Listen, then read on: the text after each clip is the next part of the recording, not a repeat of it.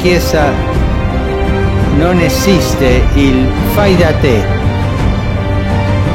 non esistono battitori liberi. Quante volte Papa Benedetto ha descritto la Chiesa come un noi ecclesiale. Talvolta capita di sentire qualcuno dire: io credo in Dio, credo in Gesù, ma la Chiesa non mi interessa. Quante volte abbiamo sentito questo? E questo non va.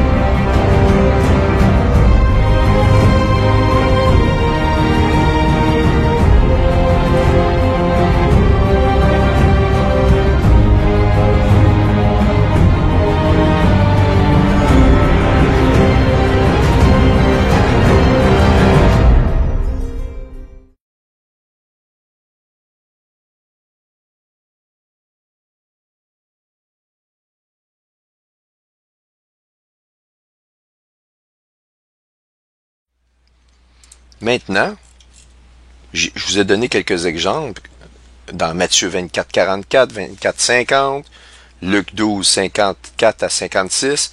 De ce temps-ci, à l'heure, nul ne connaît l'heure ni le jour, ça revient, mais il ne nous dit pas que nul ne connaît l'heure ni le jour ici. Le maître de ce serviteur viendra le jour. Il viendra à un jour qu'on ne connaît ni l'heure ni le jour, et qui est une fête justement, qui s'appelle la fête de nul ne connaît l'heure, puis le jour qui est le Yom Teruah. OK? Imaginez-vous, il nous dit qu'il va venir exactement à ce moment-là. La question, c'est de savoir laquelle de ces fêtes-là. 2008, 2009, 2010? Non, parce que ces années-là sont passées. 2015, 2016, 2017, 2018? Eh bien, mon but ici, ça va être de vous donner des informations. Puis, à tout le moins, ces informations-là devraient vous indiquer qu'on est peut-être à moins de 24 mois de l'enlèvement. C'est vous qui allez juger des choses que je vais vous montrer. Que dire maintenant de l'exemple donné par Jésus dans la parabole connue sous le nom de la parabole des 10 vierges? Alors, ça va comme suit. Alors le royaume des cieux sera semblable à 10 vierges qui, ayant pris leurs lampes, s'en allèrent au devant de l'époux. Or, il y en avait 5 sages et 5 folles. Les folles, en prenant leurs lampes, n'avaient point pris d'huile avec elles. Mais les sages avaient pris de l'huile dans leurs vaisseaux avec leurs lampes. Et comme l'époux tardait à venir, elles sommeillèrent toutes et s'endormirent. Là, écoutez bien, 2 mots extrêmement importants ici. Or à minuit. Et ça, c'est la vraie traduction, parce que vous avez des Bibles françaises qui vont vous dire « Or au milieu de la nuit ». La vraie traduction, c'est vraiment à minuit, et on va y revenir.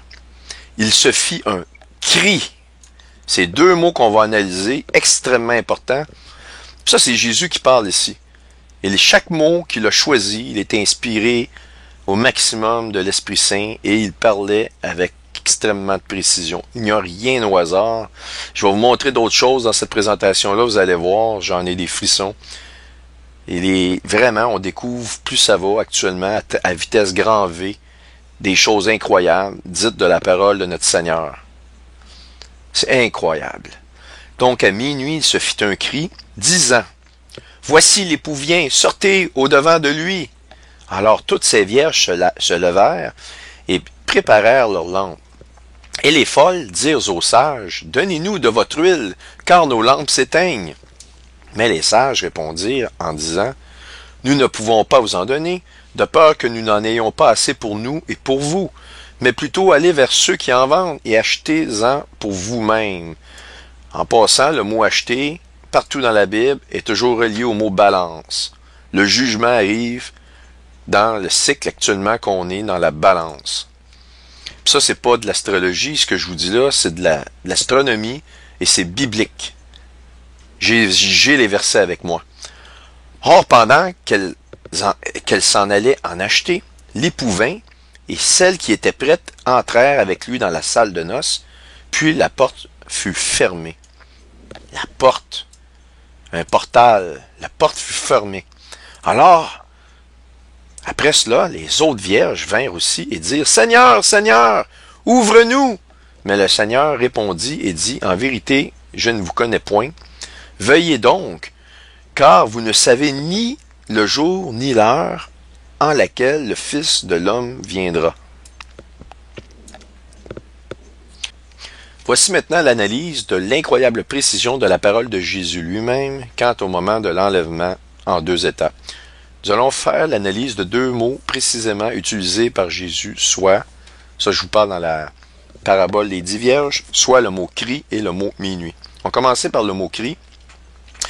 La Yom Teruah, ou la fête des trompettes des chauffards, et aussi appelée la fête du Rosh Hashanah, est la seule fête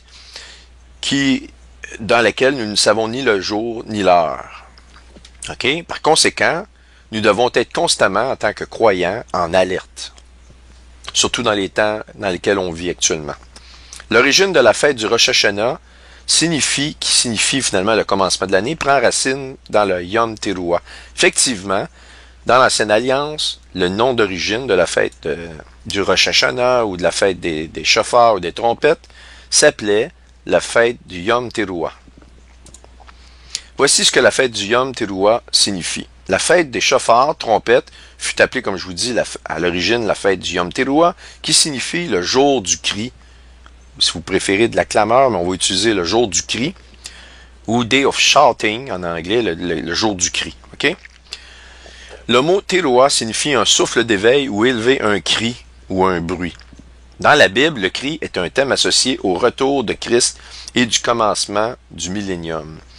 À toutes les fois dans la Bible qu'on parle d'un cri, c'est toujours associé au retour du second retour de Jésus ou, dans un cas particulier, à sa première venue. Voici quelques exemples. Dans le livre d'Isaïe, au chapitre 12, le chapitre 12 met les cris, les sons, les bruits de trompette dans le contexte de l'avènement du millénium de Jésus. L'ère messianique par lequel le cri est mentionné comme le signal de départ se retrouve aussi dans le livre de Sophonie, chapitre 3, verset 14, et dans Isaïe, chapitre 44, les versets 22 et 23. On va regarder Isaïe 44, 22 et 23. Ça, c'est l'Éternel qui s'adresse à son peuple à Jérusalem. « J'efface tes transgressions comme un nuage et tes péchés comme une nuée.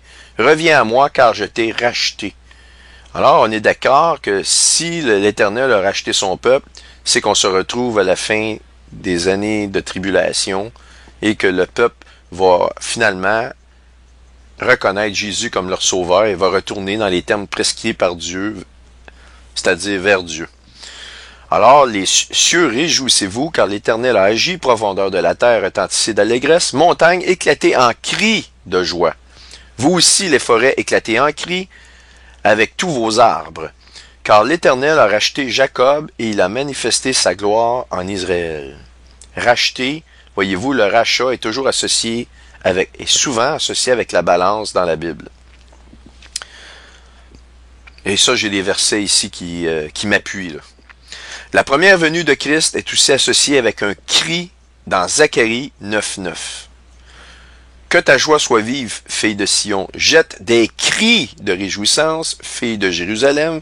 Voici ton roi viendra à toi, étant juste, et qui se garantit par soi-même, abject, et monté sur un âne et sur un ânon, poulain d'une ânesse.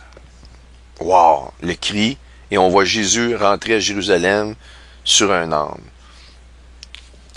Extraordinaire.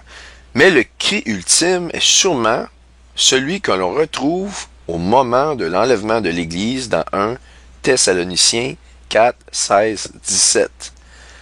Voici ce qu'on nous en dit. Car le Seigneur lui-même, avec un cri d'exhortation, ça ici c'est la version Martin, et c'est la version la plus proche de la version de la Strong, de la Concordance Strong, et c'est exactement ce qu'on voit dans la King James, qui est la meilleure, selon moi, la meilleure traduction anglaise de la Bible. C'est la plus proche, c'est un ouvrage de référence pour moi, la King James. Il parle absolument d'un cri. Alors, si vous avez une version de la Bible qui ne fait pas mention d'un cri ou que c'est pas évident, je peux vous assurer que la vraie traduction, c'est le cri. Alors, car le Seigneur lui-même, avec un cri d'exhortation et une voix d'archange, et donc on reprend le cri de à minuit, À minuit, il y eut un cri, Jésus nous le dit, ok? Donc, un cri d'exhortation et une voix d'archange, et avec la trompette de Dieu, qui est la dernière trompette, elle s'appelle aussi la trompette de Dieu, descendra du ciel, et ceux qui sont morts en Christ ressusciteront premièrement. Puis, nous qui vivons et qui resterons serons enlevés ensemble avec eux dans les nuées, au-devant du Seigneur, en l'air, et ainsi nous serons toujours avec le Seigneur. Que ce soit par l'explosion d'un chauffard ou la force d'un cri surnaturel, le but de Dieu est de nous encourager, de nous exhorter au réveil. C'est aussi pour cela qu'il nous est dit, « Réveille-toi, celui qui dort, réveille-toi d'entre les morts, et Christ t'éclairera. » OK? Dans Éphésiens 5, 14. Et donc, le réveil passe par un cri, et ce cri-là passe par Christ. Il n'y a aucune façon autrement que par Jésus-Christ d'avoir les yeux ouverts sur les vrais événements et la vraie nature des événements de ce qui se passe dans le monde. Alors, si on va dans la racine profonde du mot cri, ok, en anglais on dit shout, à partir de la concordance Strong, dans les textes originaux, on a, dépendamment de si vous vous situez dans l'Ancien Testament ou le Nouveau Testament, vous allez avoir en hébreu dans l'Ancien Testament, et une bonne partie du Nouveau Testament est écrit en grec. Alors ici, il s'agit du mot grec, ok, qui se nomme Keliusma. Keliusma, ok? Alors, ça nous dit que c'est comme un cri de stimulation, a stimulating cry, ok? Un cri de stimulation, comme par celui d'un conducteur de chariot de chevaux. Ok? Imaginez-vous, est-ce que ça vous fait pas penser à l'avenue des 4 chevaux de l'Apocalypse? Et les 4 chevaux de l'Apocalypse, les sceaux, se retrouvent dans les sceaux, et les sceaux sont ouverts immédiatement après l'enlèvement de l'Église. Vous voyez dans le chapitre 4.1, il y a une porte qui s'ouvre, et après, sur un chapitre 5 ou chapitre 4.1, il y a une porte qui s'ouvre. C'est peut-être le chapitre 5. Bref, après ça, dans la chronologie, on voit l'ouverture des sceaux qui se fait un à l'autre, immédiatement après l'ouverture de ce portal-là, qui correspond à l'enlèvement de l'Église. Et donc, on nous dit aussi que c'est comme le cri d'un chef à ses soldats, lui commandant avec un très très lourd son ou un bruit de trompette. Autrement dit, le chef appelle ses soldats avec le bruit de la trompette. C'est aussi la signification du mot, la racine profonde du mot. Bruit de trompette donné par un chef à ses soldats. Ne sommes-nous pas, l'Église, les soldats de Christ, ses combattants? Absolument. Et aussi comme un conducteur de chariot de chevaux. Puis on a ici horses. On n'a pas un chevaux seulement, il y en a plusieurs. Alors donc, ces deux notes-là sont absolument extraordinaires. Comme je vous ai dit, l'ouverture des sceaux se fait immédiatement après l'enlèvement. C'est ça qui est extraordinaire. Maintenant, nous allons regarder le mot minuit et nous allons l'étudier. Vous allez voir, soyez prêts parce que ce que je vais vous révéler là est extraordinaire. Alors, on va regarder, comme je vous dis, le mot minuit ou le minuit juif. Vous allez comprendre pourquoi je vous appelle ça le minuit juif. Contrairement aux nations du monde qui suivent le calendrier dans lequel nos jours changent à partir de minuit, les Juifs changent de jour à partir du coucher du soleil.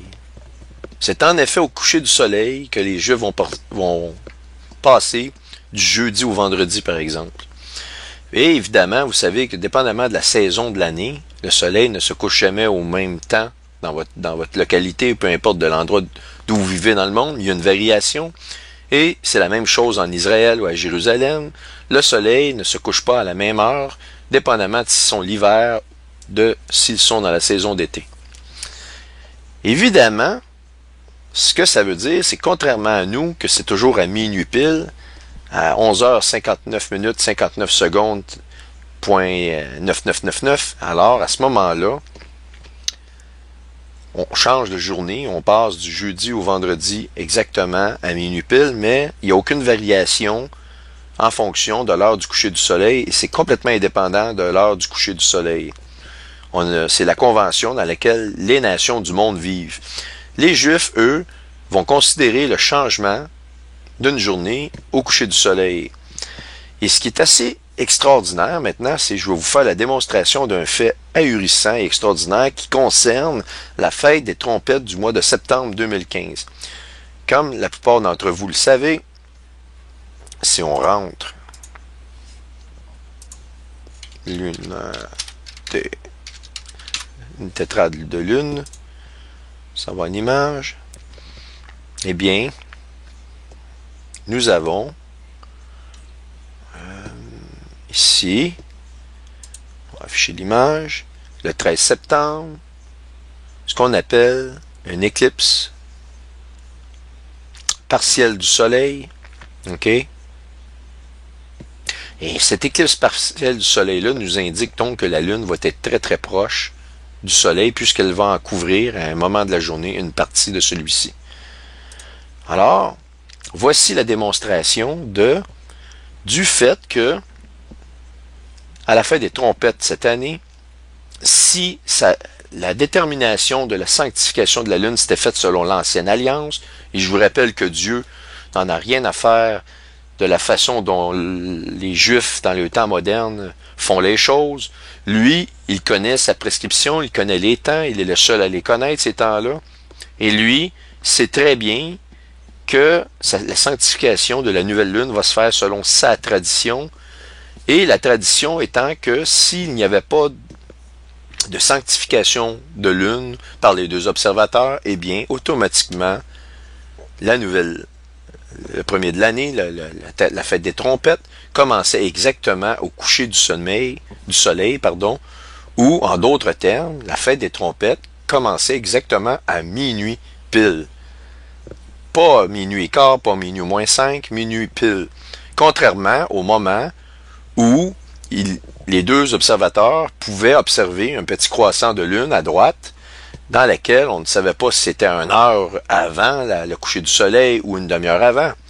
Mais vous allez voir qu'étant donné la proximité du soleil de la lune dans le ciel, s'il y avait eu deux observateurs, il aurait été impossible d'observer un quelconque croissant à la droite et par conséquent, il n'aurait pas déclaré de nouvelle lune au Sanhédrin et par conséquent, il n'y aurait eu automatiquement la sanctification à minuit pile. Donc, ce que je suis en train de vous dire, c'est que la fête des trompettes 2015, qui est une fête extrêmement rare, qui se qualifie pour accomplir la prophétie de la parole de Jésus-Christ lui-même, c'est-à-dire de la venue de l'époux à minuit. Ce n'était pas possible à la fête des trompettes de l'année d'avant et non pas des décennies avant. Vous allez voir, je vais vous montrer dans le dernier 100 ans combien de fois c'est arrivé. C'est arrivé très, très rarement. Je pense que c'est arrivé au total, en incluant celle qui vient de septembre 2015, seulement 3 fois en 100 ans. Et dans ces 3 fois-là, c'est arrivé tout à des années de Shemitah. Vous m'entendez bien? Sans exception, elles se sont produites à des années de Shemitah. Sauf que c'est la première fois que là, on a, en plus de ça, la manifestation d'une nouvelle lune qui serait proclamée à minuit lors d'un éclipse, si vous voulez, okay, qui correspond à l'année jubilaire, qui est proclamée à tous les 50 ans. Voici les deux démonstrations sur mon logiciel d'astronomie. On va faire le premier cas, qui va être la fête des trompettes ou de chauffards de cette année, du 13 septembre 2015, et on va faire une comparaison avec la fête des chauffards du 25 septembre 2014, dans laquelle on pouvait voir un petit croissant à droite, tandis qu'ici, vous allez voir qu'il n'y a aucun croissant qui peut être observé par le fait que le soleil est proche de la lune. Donc, on se retrouve le 13 septembre 2015. Nous sommes en Israël, vous le voyez ici. OK, situation géographique. L'heure, vous devez compter 7 heures de plus que l'heure que vous voyez ici, parce que ce qui apparaît ici, c'est l'heure locale de chez moi. Il y a 7 heures de différence entre Jérusalem et chez moi, donc il est actuellement 7 heures le matin. Nous sommes au lever Et je vais atténuer, pour vous montrer qu'on est au lever du soleil, que le soleil est éclatant. Je vais l'atténuer parce que ça va vous aider à voir les valeurs qui sont ici. C'est très important. Ce que vous devez observer, c'est la phase. Étant donné qu'on se trouve en situation de proximité de la Lune avec le soleil, eh bien, la phase valant 0,00 nous signifie que la Lune est complètement noire. Il n'y a aucun croissant apparent, visible, peu importe où sur la surface de la Lune. Et donc, la valeur ici doit demeurer de 0 du lever du soleil jusqu'au coucher du soleil, ou approximativement 0. Et selon l'ancienne alliance, donc les deux observateurs n'auraient pas pu observer de croissant, vous allez le voir qu'ils n'auraient pas pu le faire, et par conséquent, on aurait eu le cas précis, et très rare, de non-sanctification, de l'impossibilité de la sanctification de cette lune-là par la base de la position des astres astronomiques, et non pas parce que c'est nuageux, non, c'est vraiment à cause de la base astronomique de la position des astres. Aucune possibilité de déterminer par les deux observateurs un croissant de lune, et donc il y aurait eu, si c'était selon l'ancienne alliance, et c'est comme ça que Dieu fonctionne, il va y avoir une sanctification de la lune au coucher du soleil précisément entre le 13 et le 14. Alors regardez, observez bien ici la valeur de phase 0, et je vais avancer par incrément d'une heure. Donc, on est rendu à midi ici, et voyez-vous, phase toujours à 0.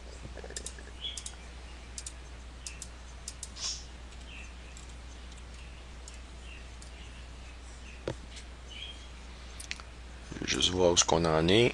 OK. Et on s'approche du coucher du soleil.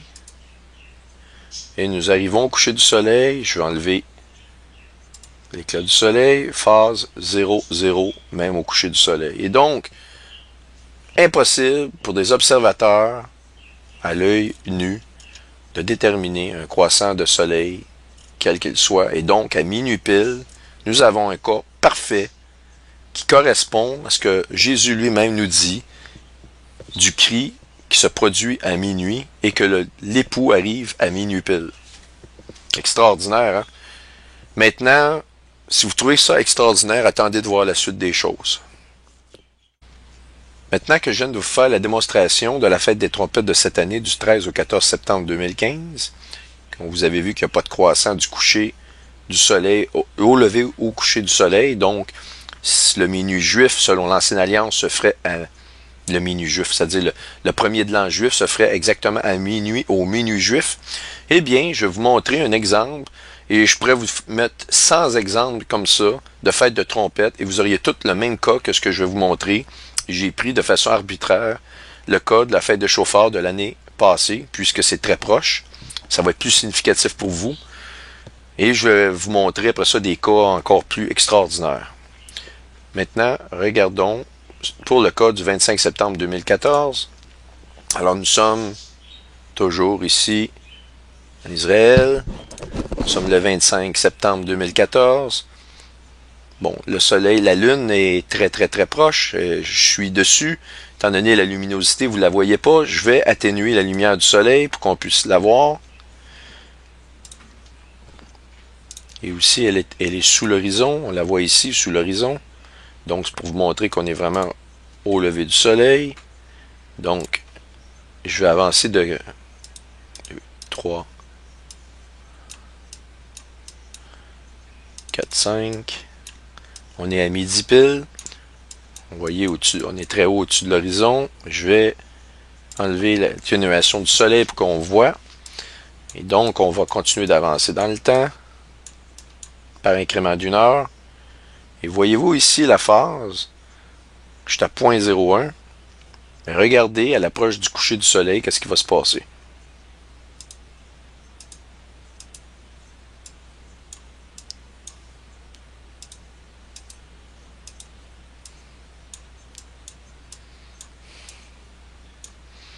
Illumination et phase, 1,7%.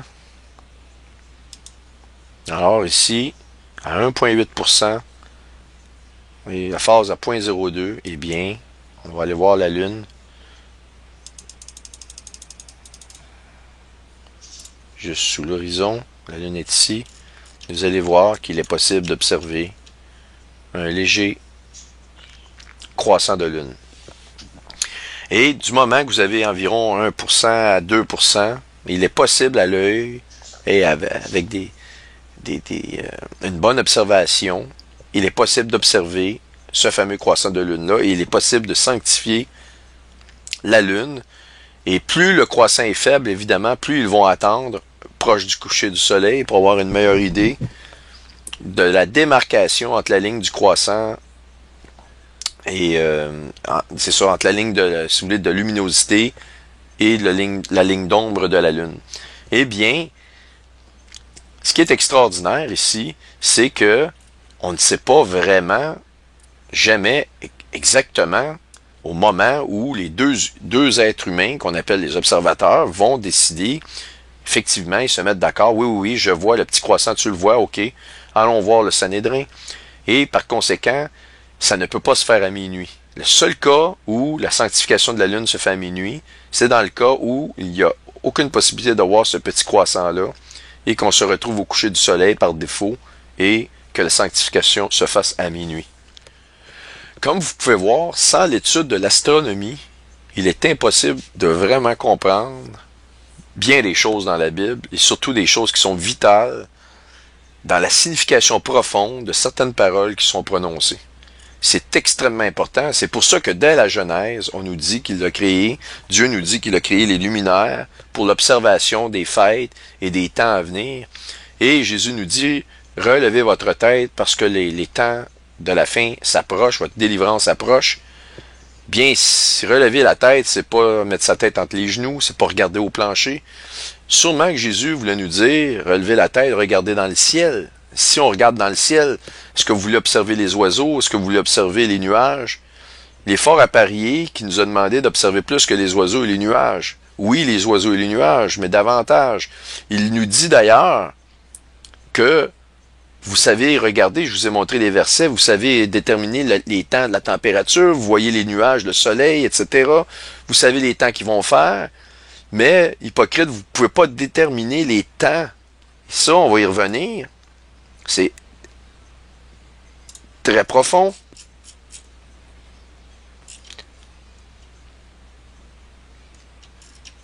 C'est un petit peu plus haut.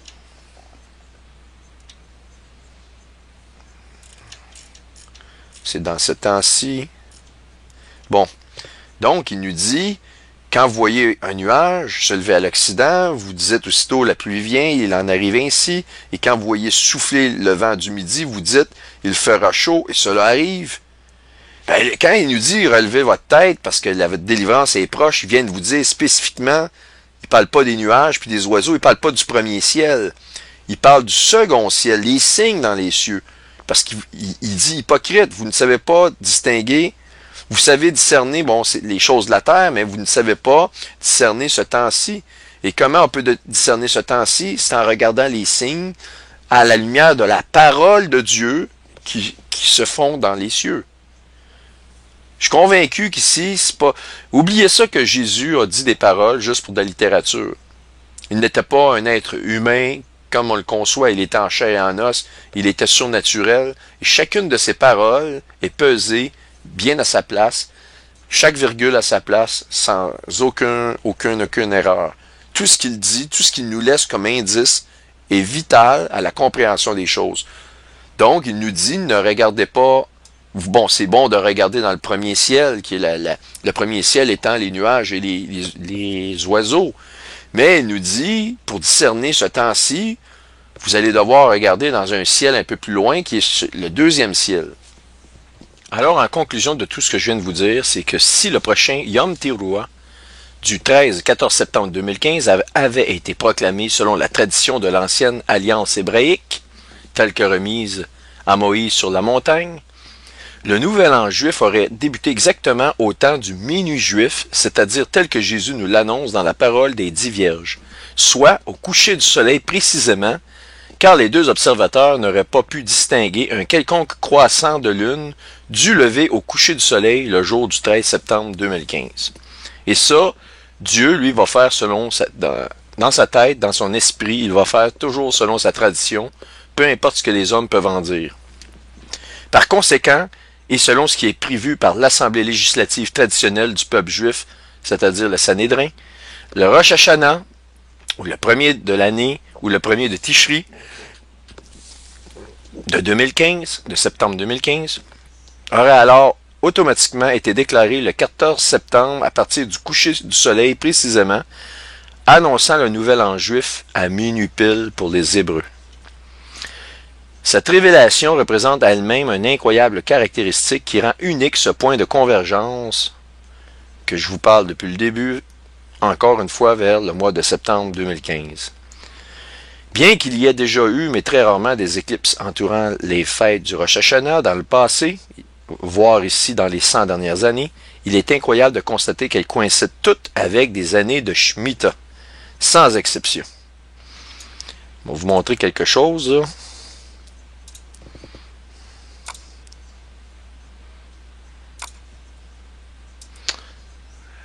Bon.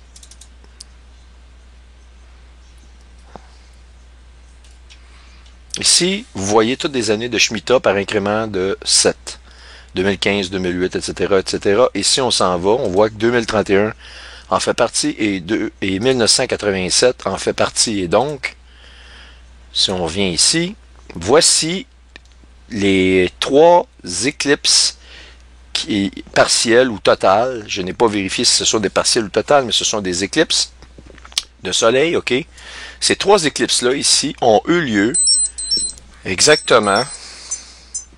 Attendez un instant. Bon, ont eu lieu exactement à des dates très précises de la fête des trompettes. On le voit ici pour septembre 2015, le 13 septembre, le 29 d'Elul au 1er de Tishri. Les journées culminantes pour le Shemitah. En 1931, comme je vous ai montré dans le fichier Excel, une année de Shemitah, le 1er de Tishri, et le 23 septembre 1987, le 29 d'Elul. Toutes les 29 ou le 1er de Tishri, sans exception. Il est très important ici de noter que le chiffre 3 a une très très grande importance. Très très grande importance. Et selon vous, de quoi je parle ici quand je parle du chiffre 3 comme étant très très très important?